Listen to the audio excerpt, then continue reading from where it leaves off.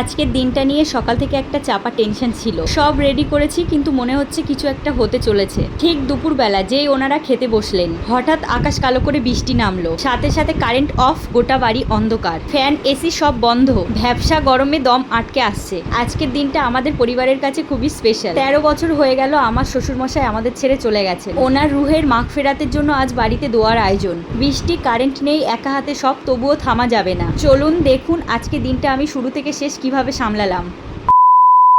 Hello everyone, welcome back to my new blog. আজ অনেক বছর পর আমি ঘুম থেকে সকাল 6টার মধ্যে উঠলাম। আসলে আমার মেয়ে তোফা ভোর 4টে না বাজলে ঘুমায় না, তো প্রতিদিন রাত্রে আমার ঘুমাতে সবকিছু গুছিয়ে প্রায় ভোর 5টা বেজে যায়। আজকেও কিন্তু তার ব্যতিক্রম হয়নি। ভোর 5টায় ঘুমিয়েছি, সকাল 6:30টায় উঠেছি। আজকে আমার শ্বশুরমশাইয়ের রুহের মাগফিরাতের জন্য দোয়ার আয়োজন করা হয়েছে বাড়িতে। এরপর আমি সব কাজ কমপ্লিট করে ওনারা যে রুমে বসে কোরআন শরীফ পড়বে সেই রুমটা একটু গুছিয়ে দিই। সব কাজ কমপ্লিট করে আমি গোসলটা সেরে নিই। আর এখন কিন্তু সকাল 7:48। এই জামা কাপড়গুলো আমি ছাদে মেলে দিয়েছে, তারপর আমি রান্নার দিকে যাব। আর ওদিকে তোফা আর তোফার পাপা কিন্তু এখনো ঘুমাচ্ছে।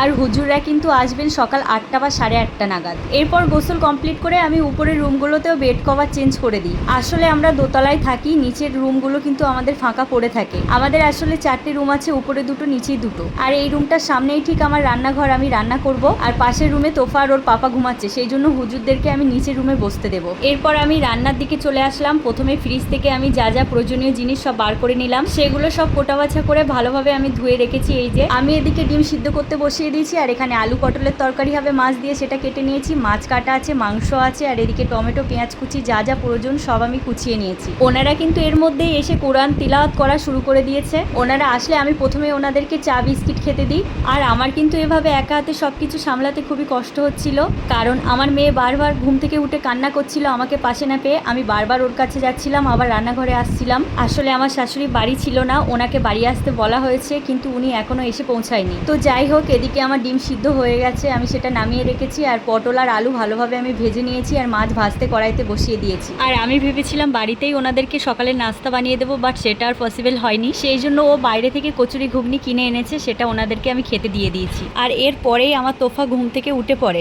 আমি ওকে গোসল করিয়ে একটা নূতন জামা পরিয়ে দিই, তারপর ওকে ব্রেকফাস্টও খাইয়ে দিই। এক হাতে আমি সবকিছুই সামলাচ্ছি। মাঝে মাঝে মনে হচ্ছে যেন আমি একদম গিন্নি হয়ে গেছি, একদম আমার মায়ের মতো। এরপর আবারও আমি ওনাদেরকে চা বিস্কিট খেতে দিই। আর এখন কিন্তু ঘড়িতে 11:30 বেজে গেছে। এবার আমার রান্নাও কমপ্লিট হয়ে গেছে। এবার আমি সব কাজ কমপ্লিট করে তোফাকে খাওয়াতে বসবো। তখনই দেখলাম তোফার দাদিমা বাড়ি এসছে। এদিকে আমি তোফাকে খাওয়াতে এসেছি। তোফাকে খাওয়াতে কিন্তু আমার 1 ঘন্টা টাইম লাগে। এরপরেই কিন্তু আজান হলে নামাজের পরেই কিন্তু দোয়া হবে। আর আমার মেয়ে তো 2 গাল খেয়ে আর খেলোই না। তারপর দেখলাম ঝমঝমিয়ে বৃষ্টি এসছে, আর সাথে প্রচন্ড বিদ্যুৎ চমকাচ্ছে। আর এরই মধ্যে মৌলভী সাহেবরা উপরে এসে কিন্তু দোয়া শুরু করে দিয়েছে। আমরা সবাই দোয়ায় সামিল হলাম। আর তোফা কিন্তু এখানেও দুষ্টুমি করছিল। প্রত্যেক বছরেই কিন্তু তোফার দাদুর রুহের মাগফিরাতের জন্য আমাদের বাড়িতে এই দোয়ার আয়োজন করা হয়। আর প্রত্যেক বছরেই কিন্তু অনেক আত্মীয় স্বজনরা থাকে, কিন্তু এই বছর তার ব্যতিক্রম হলো একটা বিশেষ কারণে।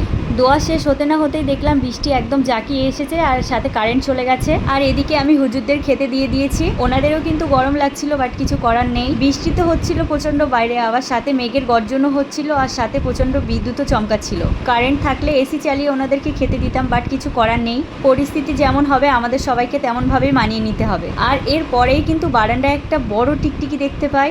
আর আমার মেয়ে তোফা কিন্তু টিকটিকির খুব বড় ফ্যান। ও তো টিকটিকি দেখে এখানে টিকটিকিকে ডাকছে, আবার টিকটিকিকে ধরবে বলে লাফাচ্ছে।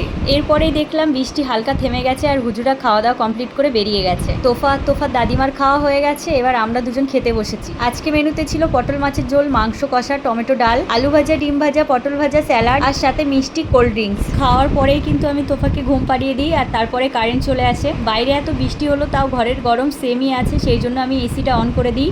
আর আমার সোনামা এই যে ঘুমাচ্ছে। যাক, বেচারি ঘুমাক, অনেক খাটাখাটনি হয়ে গেছে, তো সেই জন্য রেস্ট করছে। আর এদিকে আমার অবস্থাটা দেখুন, ঘুমের জন্য একদম চোখ তাকাতে পাচ্ছি না, কারণ 1-1.5 ঘন্টা ঘুমিয়ে এত কিছু ধকল নিলাম, আর পাচ্ছি না। ভিডিওটি আজ এখানেই শেষ করছি। আপনারা সবাই আমার শ্বশুর মশাইয়ের জন্য দোয়া করবেন, আল্লাহ যেন ওনাকে জান্নাত নসিব করেন। দেখা হচ্ছে অন্য কোনো ভিডিওতে। ততক্ষণ ভালো থাকবেন, সুস্থ থাকবেন।